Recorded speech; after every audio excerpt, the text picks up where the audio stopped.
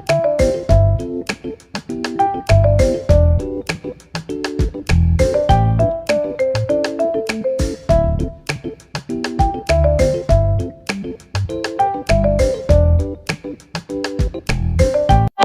Friends, welcome back to my YouTube channel health and beauty घरेलू नुस्खे। तो friends, जैसा कि आप सभी जानते हैं कि अब गर्मियों का सीज़न है और गर्मियों में स्टार्ट होते ही काफ़ी प्रॉब्लम्स स्टार्ट हो जाती हैं, जैसे कि बॉडी पर घमौरियाँ हो जाना, पसीने की बदबू का आना और भी ऐसी बहुत सारी प्रॉब्लम्स हैं जो क्रिएट होती हैं, जो हमें बहुत इरिटेट करती हैं। तो आज उन्हीं प्रॉब्लम से बचने के लिए मैं आप लोगों के लिए इतना अच्छी DIY लाई हूँ नींबुओं से बनाने वाली, जो आप एक बार इस्तेमाल करेंगे तो आपको 100% बहुत अच्छा रिजल्ट मिलेगा।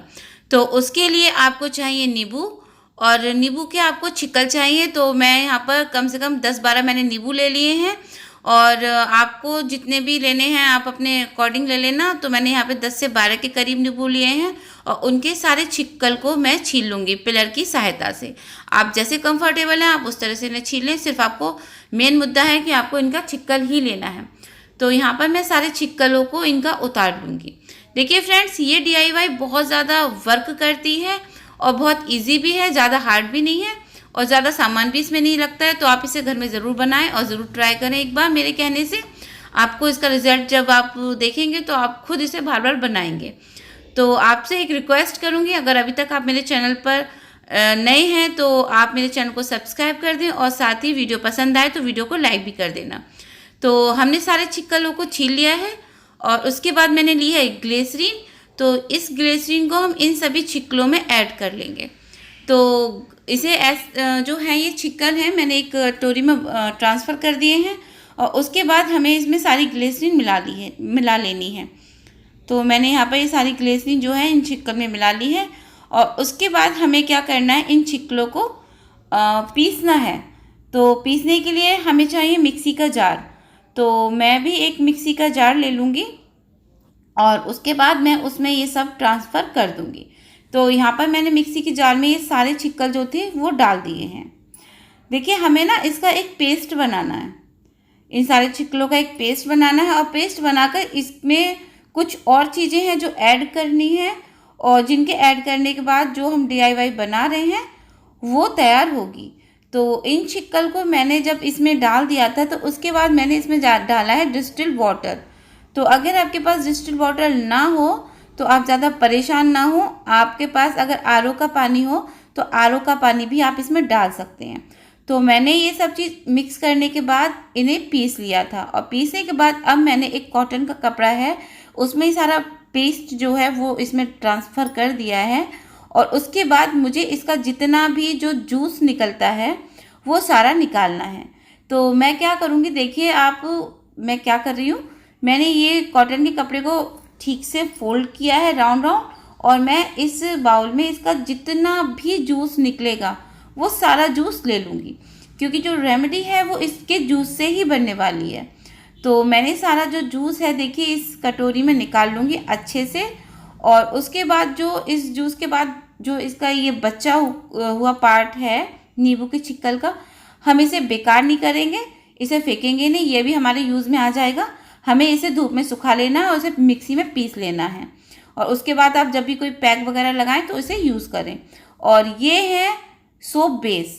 तो आपको भी सोप बेस चाहिए था, तो मैंने यहाँ पे सोप बेस ले लिया है जिससे साबुन बनते हैं, और उसके बाद मैंने इन्हें छोटे छोटे टुकड़ों में काट लिया है, क्योंकि हमें इन्हें मेल्ट करना है। तो आप मेल्ट करने के लिए क्या करें, एक कढ़ाई में पानी रख दें और उसके ऊपर कोई स्टील का बर्तन रखें जिसमें ये डाल दें, तो ये अच्छे से मेल्ट हो जाएंगे। लेकिन मेरे पास ओवन था, अगर आपके पास भी ओवन हो तो आप उसमें भी इसे मेल्ट कर सकते हैं।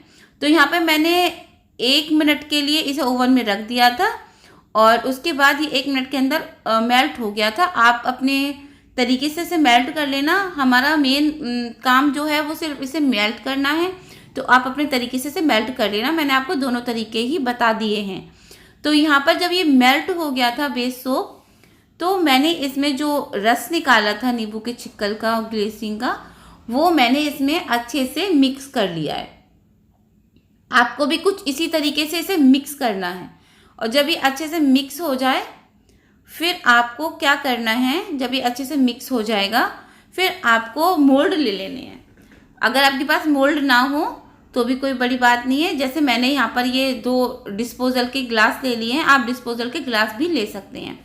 तो आपको डिस्पोजल के ग्लास ले लेनी है और डिस्पोजल के ग्लासों में आपको क्या करना है, इन्हें ट्रांसफ़र कर देना है। तो जब आप इसमें डिस्पोजल के ग्लास में से ट्रांसफ़र कर देंगे तो उसके बाद इन्हें 1 घंटे के लिए आपको फ्रीज़र में रख देना है।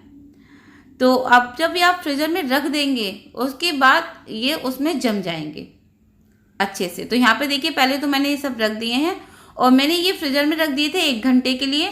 अगर आप इसे नॉर्मली जमाना चाहते हैं तो कम से कम आपको 8 से 9 घंटे लगेंगे जमने में, लेकिन मैंने ये फ्रीज़र में रखे तो 1 घंटे के अंदर ही तैयार हो गए थे।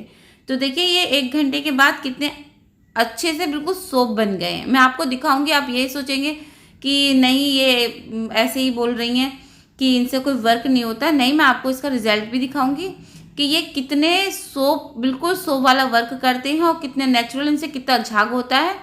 तो यहाँ पर ये मेरे दोनों साबुन तैयार हो गए हैं। अब देखिए मैं अपनी पंप पर थोड़ा सा वाटर डाल रही हूँ और वाटर डाल के मैं आपको दिखाती हूँ ये कितना अच्छा झाग करेंगे।